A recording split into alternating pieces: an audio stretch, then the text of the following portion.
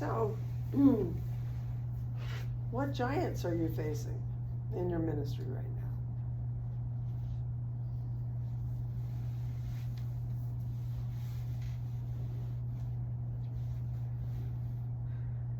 Courage to try vitality.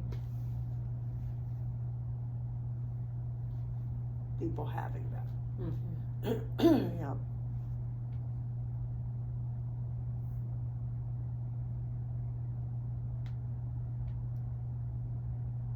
I'm not going to speak to my vitality work. I'll speak to the pastoral work. It's contagious, Sarah, with your throat. It's the church that I'm working with, which is a mile from my house, is my neighborhood covenant church. Has a pastor, interim pastor, 82 years old, beginnings of dementia. And his wife just died 3 weeks ago, and she was one of the mightiest women of God I've ever met in my life. She was incredible. And so he is really wounded. He was struggling before she died, but she was holding him up. And that's was their marriage. They were married for 60 years and were still in love. It's an incredible story. And this church loves them, and should. They were covenant missionaries for, 20 years in Mexico, and incredible people. But he should not be leading a church.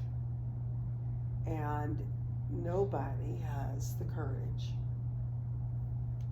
to help him step down. And so I'm in the position of being now officially their transition pastor, but wait, Peg, he's the interim pastor because they can't take that away from him because they don't want to hurt him. And so it's a huge challenge, an unusual challenge, really. And so I'm facing this presence, right? He's a gentle man, he's a sweet man, but he sits in meetings and he's glazed over. He can't follow what we're talking about. And so I'm facing that giant.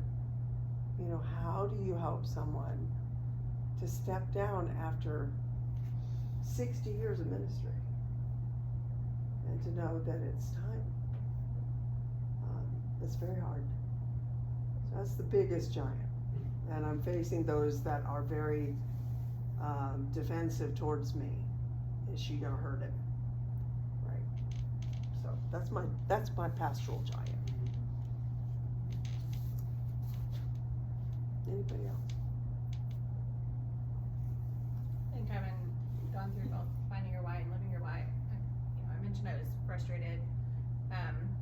We had a statement, and it was great, and it was a good workshop, and we had 50% of our congregation participate, and we settled on we are a rural congregation, small community, and we know that we have a lot of older adults raising their grandchildren. Their kids are out of the picture, they're in jail, they passed away from drug addiction, who knows what the case is, but they're not available. And so we kind of targeted that kind of grandparent group might be our fit. They would fit well into the group that we already have, and there would be this potential for growth even in children within our youth program potentially. Long way down the road, we weren't expecting, immediate results. And so I engaged with in conversations with some of those grandparents who are raising their grandkids. I had church members who are not on leadership, but who had been a part of the Finding Your Why, who knew of these grandparents, and they were doing the work of trying to engage those individuals and learn their stories, and it just got shut down in our leadership. And they said, well, I don't know that we could, what would we do with all those kids? We don't have the programs for the kids. We don't. That sounds a lot like Massachusetts. What would that look like? How could we, even if we did a support group for grandparents, well, then we don't have care for kids because they need child care. If the grandparents are going to be, and it stopped, and I stopped the conversation, pursue something and pour my time into something that my leadership wasn't gonna support, and we hit a wall, a hard wall. And so that's our giant, is how do I get my leadership and even the rest of the church members to see their potential, and if they're not ready to see their potential, or if they're ready to just be an older congregation who is gonna have a chaplain the rest of their lives, then like that's the decision that we have to make. But that's not my calling either, and so there's big decisions, big giants ahead of us. Thank you.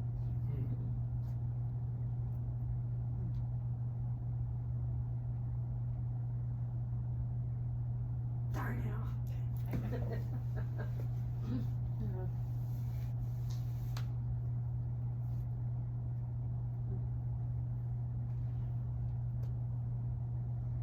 Well, if you're not comfortable sharing, just have them in mind, right, as we go through.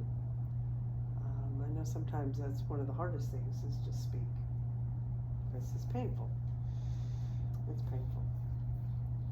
I just have a question. When your leadership, so the church is an older congregation, and so it's just that they're tired, like they don't wanna try to do nursery duty or they don't wanna be That's leading part of it. Sunday school Yeah. or whatever. They feel like there's physical limitations, that some of them can't chase kids.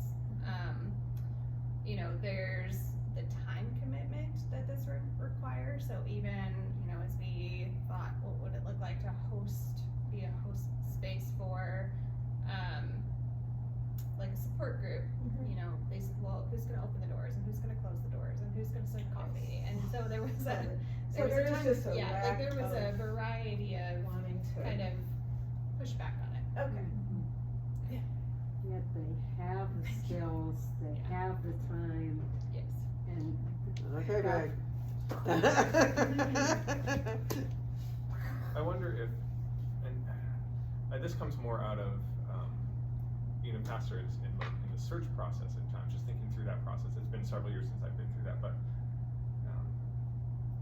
and I wonder if it's the same thing with like that finding your why and that kind of thing. Is like, we know, or we at least have an idea of what we think a church should be, or what we want a church to be, but not the energy, not the desire to put in the work to do that.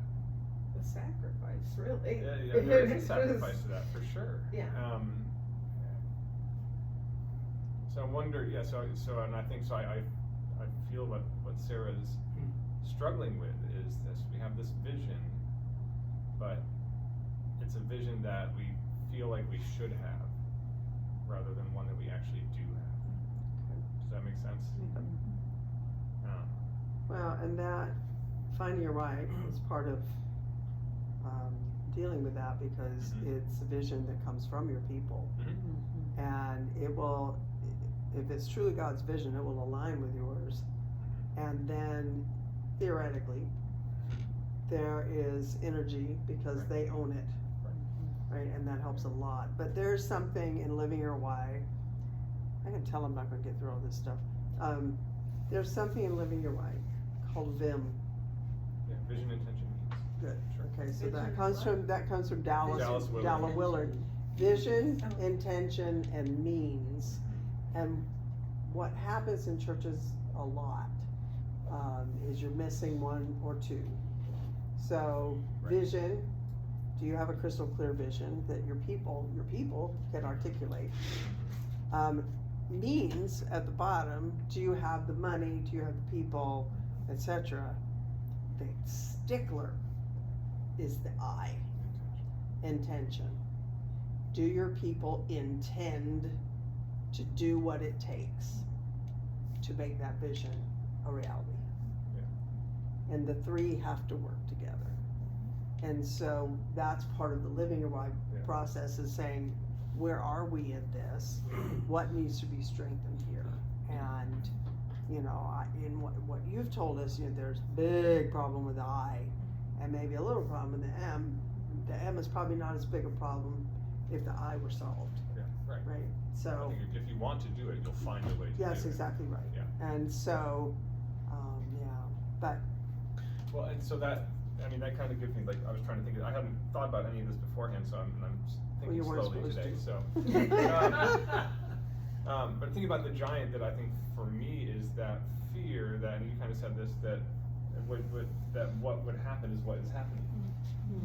That, and I feel like when I mentioned this, I don't know, 8 or 10 years ago, when it was the vitality pathway, and you know, it was kind of like I got a little bit of not so much the if it ain't broke, don't fix it, but more of the if we dig into these things, what might we find that we don't want to I just unearth? really wanna know that's going on. And so we're gonna be talking about that. Oh, good. Here we go. No, because that's death right there to a church. When you're not willing to have that courage to do the work. So, yeah, we all face giants, whether we recognize them or not, right? Even when a church is doing well, Oh, yeah. there are giants There's always constraints. there's giants there. And then you just have to Because that's what Satan's about, right? figure out how to get around it. Okay, so this, we're gonna get very specific now. What giants, what barriers are preventing renewal in your church? And I'm not gonna ask you yet. I'm gonna go through some potential barriers, and as I go through them, think to yourself, yeah, that's there, or nah, that one doesn't apply, okay? So this list that I'm about to share came from the group. This was not a Tom Rainer thing. This was from the group of covenant leaders. I asked this question to the group and then scribed all of these things. So these are the barriers, okay? A heart issue, okay? Meaning your heart's not in the right place. Yours or your congregation's is not in the right place. Time. How many times when do you hear, I don't have time. I don't have any time. I'm too busy, right? Time. Patience. Looking for a quick fix. Churches that come to PEG and they want PEG to fix it are in for, even though she's magnificent, a disappointment. Because it isn't a quick fix, ever. One of the problems with the Vitality Pathway is there was an implied, if not stated, promise that if you went through these steps, you're gonna come out the other side healthy and missional. And it didn't work for a lot of churches. It worked for some, to be sure. But it was developed by a group of people who were all of the same socioeconomic, all of the same race. They had that perspective. And so for our covenant churches, it worked for suburban white churches. I'll just tell you right there. That's where it worked the best. There were exceptions, okay? So my little church in Massachusetts, it worked until it didn't. Because you stayed, as you were saying, you stay on the surface. And that's what's underneath is gonna undo you if you're not fixing it. So one of the things that one of the members of my team, Daryl Griffin, has done some wonderful writing about pastoral tenure. And he's been at Oakdale Church in Chicago now for 25 years and just celebrated that anniversary. And maybe it was 20, I don't remember. Anyway, he said he didn't start being able to be effective in ministry until year 8. That's how long it took to start to cement that. And average pastoral tenure now is 3 to 5 years. Okay, so you can see the problem right there. That's a huge thing. So having patience, we don't have patience. We want it now. It's our culture, we want it now. Fear of loss of control. Okay? That's the one I described with my chair. She did not want to lose control of anything. And in the end, it killed the church. Okay, Tom. I'm like, I'd like to hand you several things. Tom, what do you want to hand me? Oh, just, I mean, if a pastor came to me and said, I'm ready to help take some things, I'd be okay, great, that's a wonderful. Well, yeah, yeah, I know. So anyway, I can imagine. The current chair of the church that I'm working with is really happy to have me there Yeah, to help, I'm sure. right? So, toxicity. Okay, I think we all can identify some form of toxic leader and toxic people and what they do. We'll talk a little more about that. So those are all the 5 of them. So if there's some that you're dealing with, I hope you have written those down or can remember them. The list is pretty long. Okay, more barriers. Bivocational pastors, which we do not have here, but for bivocational pastors, barriers to vitality, they're just not working as many hours, right? And unless you have a situation, a really healthy situation where the church has needed to go with a bivocational pastor, i.e. part-time pastor, and they have stepped up to fill the gaps that are left. And that does happen, and it works extremely well. In fact, it's biblical and model. You have a big problem. And things fall by the wayside. So it's hard to find vitality there. Financial insecurity, you can come and meet with all my churches in the country. I'll keep you busy. But churches that do not have the luxury of finances, they do also tend not to have the faith to say, yes, but God will provide. Right? If it's God's purpose, God will provide. So that's a tough one. Tradition. Enough said. Enough said. Resistance to facing real issues. There you go. Okay. Malformed disciples. Okay, do you understand what we mean by that? Malformed disciples are people who have been discipled, taught, expectations set upon them, etc., which are not like Jesus's disciples were discipled, right? Jesus's disciples were to leave everything behind and make their faith their top priority, the mission of Jesus their top priority. We don't form disciples like that much anymore. We tend to form consumers, I'll be real honest with you. And that's a huge discipleship problem. And making deep disciples and serve locally, we're talking about it. You know, what can we do to help? Malformed leaders. Okay? People don't know how to lead. Okay? They've not been trained.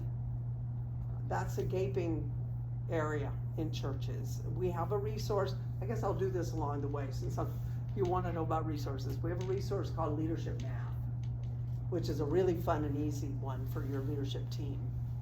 And leadership math. Math. Oh, This is good math. Okay. it's very good math, and it came out of, it's a funny little story, came out of, I was asked to create a resource on leadership development for the Southeast Conference for their annual meeting. It was going to be on Zoom.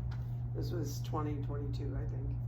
And the superintendent there is on my team, and she expects creativity from me. And so I'm going, how do you make this fun? And so I had a son who was completing his PhD in math. And that's where my brain was in the math area. I'm not like that, okay? Just know that. I don't do that kind of math. But the idea sprung up to use math as a fun way to approach identifying good leaders, evaluating yourselves as leaders, and then identifying new leaders and how to develop them. Okay, so that's what it is. It takes about 2 hours max, and you have access online, self-led. If you want me to lead it, I'll do it over Zoom. Peg would do it for you. It's a lot of fun. There's dice involved. It's shocking. Just saying. Shocking. Well, you know, there's a time when that was the devil. That was the devil's tool, to be sure. Okay. Oh, you're recording me. Okay. So next one. Apathy. Playing cards too. You might as well throw those. Apathy. Okay. Yeah. Apathy is not just I don't care, which is rampant. But it's also, you know, this church would grow if we had the right pastor. not our fault. You know, it's the fault of the church down the road. They take all the people. I heard that last night. It happens all the time. Okay, so that's what this one is. Tolerance for mediocrity. Again, not being willing to do what it takes to have excellence. And doesn't God deserve it? You know, our best. That's a barrier. And still more. Chasing metrics. You get hung up by the numbers. One of the very good things about this church in Massachusetts, they did a walk for water, the one that's happening Saturday, denomination-wide, and they put together a team. It's a whole story in Finding Your Why, and 12 people walked, and you go, well, that's not impressive. Till you find out that was a third of the church, right? We do things to ourselves, and we do it as leaders. We beat ourselves up with metrics, and we need to stop. That's God's job, right? The numbers are God's job. Our job is to be faithful to the mission and what He's called us to, and our people need to understand that. Chasing metrics will lead to frustration. Even if you're growing in the life cycle of a church, that will change sometime. Oh, yeah. And so then, we had this many, how many of you hear this?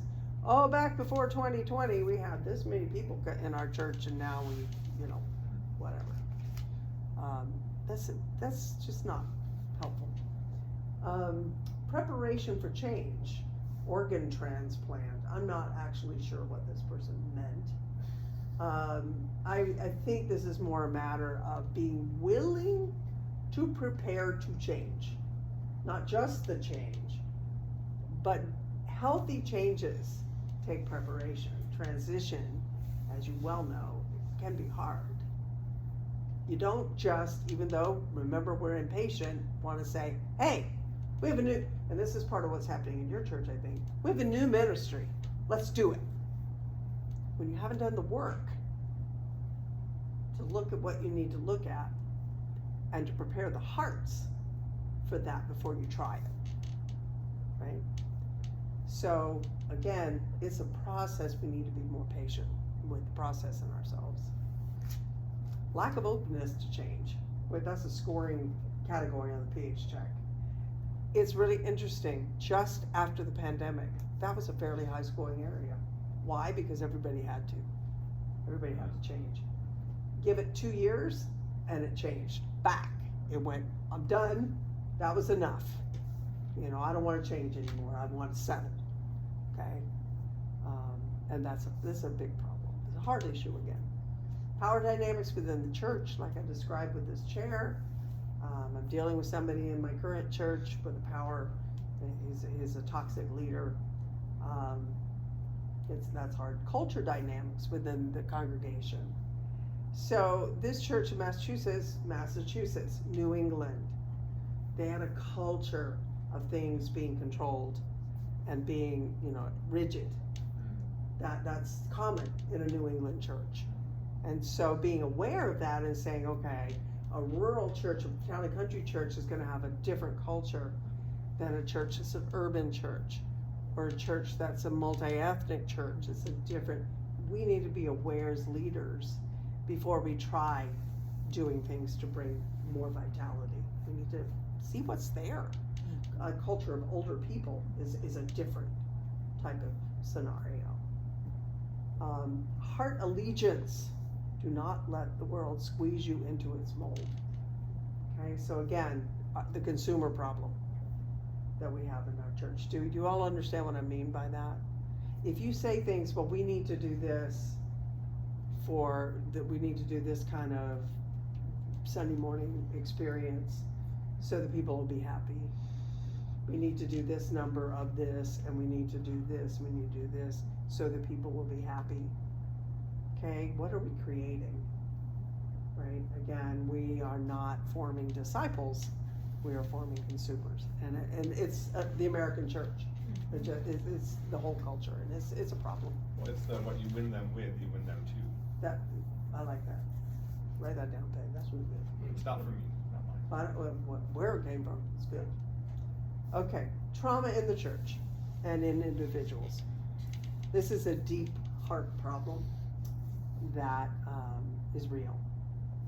Okay, sometimes, and we'll talk more about it when we get to the sacred cows. Sometimes that the reaction to something is a direct result of trauma. It's a trauma response.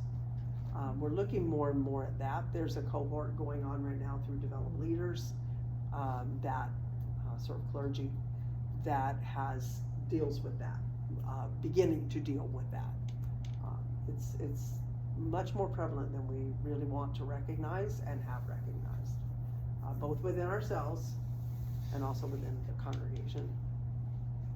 And then one from Tom Rayner, and then we're gonna have a little discussion.